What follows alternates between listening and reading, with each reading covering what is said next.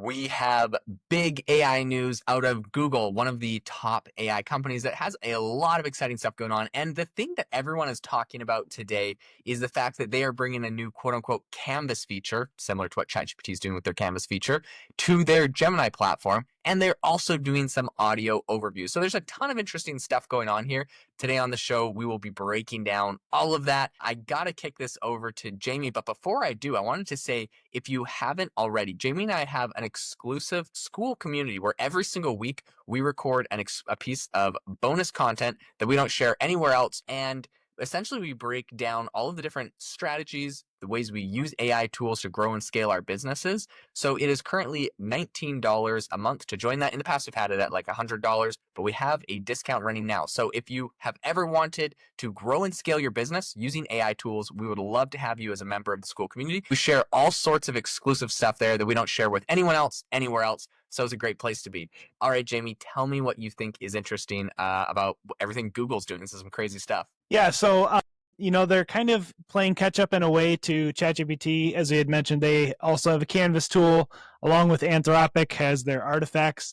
They're all kind of doing the exact same thing, which is being able to just lay out your results that you get from your prompts in just a really helpful way, specifically if you're trying to do coding. But I actually just was playing around with Gemini, and I feel like there's a lot of new features that have just kind of been released and have been really, they're just kind of helpful in whatever you're doing. So, but yeah, the example in the article was, it said, I'm new to coding. Can you code a tic-tac-toe game for me? And then explain the different parts to it. So it did the tic-tac-toe game, and then it actually put it on the canvas so you can see a visual of it. And then it went through explaining how it did each step. So I just thought that was really a great way, if you're interested in coding, not just having ChatGPT make it for you and then you copy paste, but actually to learn it. It's really helpful to have that side-by-side canvas view. But I'm going to share my screen with you because I have been just kind of testing out Gemini and just some of their, new features. The one thing I was excited about, and it sounded like they were going to basically allow for Notebook LM just to be like free range and everyone could use it, unlimited through Gemini, but it actually is not the case. So I found that that's still only available through if you have a premium memberships. Gotcha. That's okay. But that was in the news article that it was going to be, released to, just in the Gemini app. But right here, I wanted to show you, this is if you're watching on YouTube or Spotify, but I have my Canvas pulled up here, and it had me, it came up with it says, come up with a blog post about visiting Paris. And so what I have selected right now is actually a really casual tone. So this is a new feature, at least that I have just discovered, but in the bottom right-hand corner, you can change tone, and it just has a nice little slider. So if you don't like the super casual tone, you can drag it to more formal or even very formal, and it'll rewrite the article in that tone for you. And then it has it on this canvas here, like we said before, which is really helpful if you are sharing, so you can export it to Google Docs and share this. If it's in its final draft and you want to publish it, you can export it to Google Docs, or you can even share your canvas with others and edit it alongside with them. So really just kind of a handy tool. The other thing I wanted to mention, I use my phone. I use the Gemini app on my phone, and I just wanted to see if there was any, kind of new features. I just uploaded a picture of my bathroom remodel I'm working on at my Airbnb, and I said, make me a podcast about this picture. I didn't even explain what the picture was, but it actually came up with a really descriptive podcast, like a script for a podcast, and even like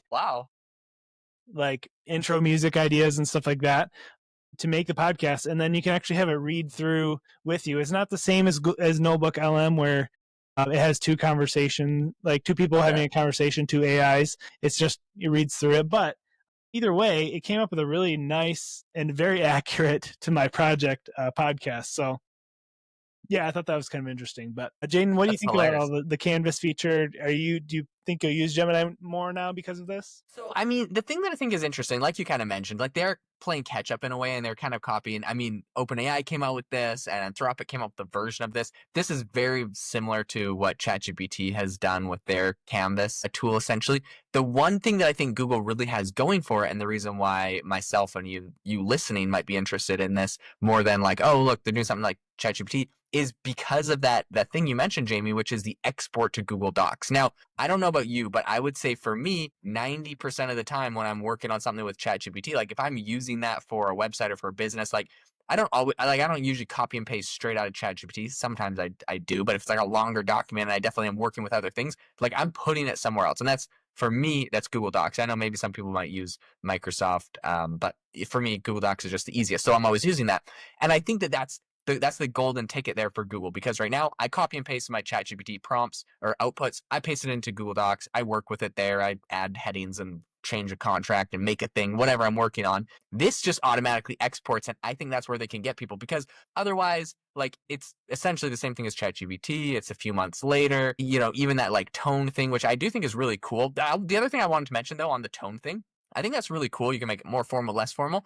All they're doing though, and I think there's tons of value to this, is they're adding a UI interface for essentially like prompt engineering. And essentially when you're saying, like, when you have that little slider where you say more formal or a little less formal, I think for the average user, all they're thinking is like, this is the little slider dial that controls how formal it is. All it's doing though is when you send it a prompt, it's just adding at the beginning of the prompt, make this semi-formal, make this extremely formal, make this casual, make this semi-casual, make this insanely casual, right? Like, it's so funny that like we have this like these UI elements, these sliders that they're adding, all these like different features, and all it is creative prompting. So the basic thing is like, there's no really new technology being invented here, but I do think that there's a ton of benefit to making the UI better, because this is more usable for you and me. And if you don't want to have to mess with a prompt, you can click a couple sliders and kind of set your settings, maybe save your settings, right? Look, I'm working for this really professional bank. Everything just seems to be very formal. Just set it's very formal. I'm just going to leave it there. And that's nice. You don't have to put at the beginning of every single prompt, make this very formal, like you're talking at a bank, right? Like you just set it. So I think the UI is actually fantastic. Making it more usable, I think, is really cool. And then I think that with the export to Google Docs, it's going to be great. Now, when they had their like whole blog post, they outlined one, like they were kind of like giving examples of when you might actually use this. I thought it was funny um, because half the time I would assume when you make a blog post about your new tool or feature you have, you want to make something revolutionary, but literally in their thing, it's like, for example, um, highlight a paragraph and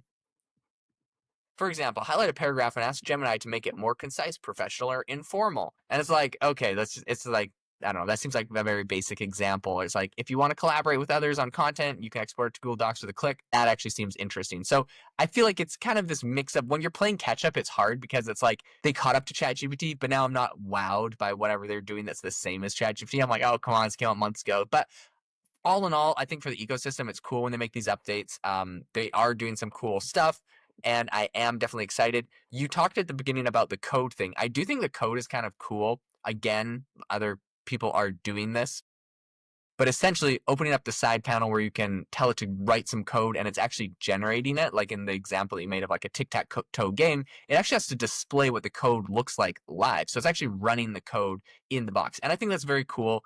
Not a lot of places are doing that, but there are a handful, and ChatGPT and of course Claude are spearheading that. So now they're on par with them. The thing I'm really looking out for, of course, is a brand new flagship model out of Gemini, but it doesn't seem like they're falling too far behind on some of the software stuff. So to me, I think that's kind of exciting. I don't know. For you, do you think this is going to be something that would get you switching over to Google Gemini, or it's just kind of a nice to have if you're already using it? Well, I think for the average person or for someone who's just kind of getting their feet wet with AI, Gemini might be actually easier for them to use. Kind of like what we said, we talked heavily about a year ago, is that in order to have a good response from ChatGPT, you need to have a good prompt. And so kind of eliminating some of that with the sliders and making it just easier to use, I think will make it more accessible to someone who's just starting out. And again, I think integrating it with other tools like Google Docs that we all use, pretty much every single day, is going to make it the workflow side of things easier. And so I do think I would actually end up using Gemini more as they continue to develop their stuff. Super cool. Okay, I just want to read one last thing really quickly on the audio overview that you kind of talked about to give people an idea of what this is, because this is kind of big news today out of Google as well.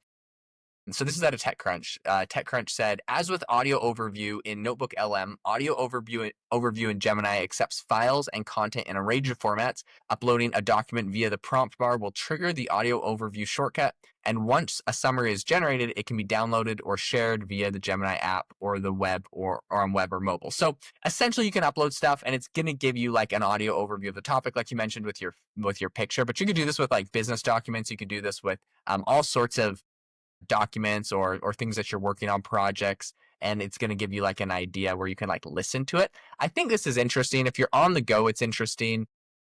It's interesting that you can download it to me, because like you mentioned, you said turn it into a podcast, and so I was able to do that. You want to download that.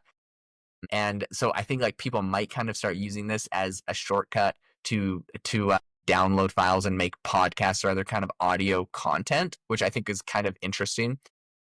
And then they said both Canvas that we've been talking about this whole time and also the audio overview, these are going to be available for free in Gemini for Gemini users around the world as of Tuesday. Check, because it may not have rolled out for you. I know they're working on it. Sometimes these things take a little bit of time to roll out. Canvas's code preview feature is only on the web right now, so you're not going to get that on your mobile app, which makes sense. You're kind of running code. You kind of need like 2 windows, in my opinion, for that, at least on your screen. But the audio overviews, the last thing I want to say is these are limited only in English for now. So might do other languages, but for now, these are just in English. Overall, this is exciting. Google's making some big moves. And if you're a Gemini user, this is going to be interesting for you. I do think, honestly, especially if they're doing audio overview for free, so you can make some free podcasts and get some free audio, like that's kind of cool, because 11 Labs isn't free. And if you use it a lot, it's not cheap. So this might be a good hack there if you're trying to make a lot of audio content and you don't want to have to pay for it. It's also cool to have the download, because I've used a bunch of, I'm trying to think if ChatGPT even lets you download, like when you do like voice chats, if it lets you download the responses and stuff. I'm not sure if it does. So if not, this is a kind of a good hack to get AI generated audio for free, that you can download, use for a podcast, use for voiceover on a video, use for different projects. That's kind of cool. Hey, thank you so much for tuning into the podcast today. If you enjoyed it, the number one thing you could do is leave us a rating and a review wherever you get your reviews. And of course, join the AI Hustle School community. We'd love to see you there, help you grow and scale your business with AI tools. Thanks so much for tuning in, and we'll catch you next time.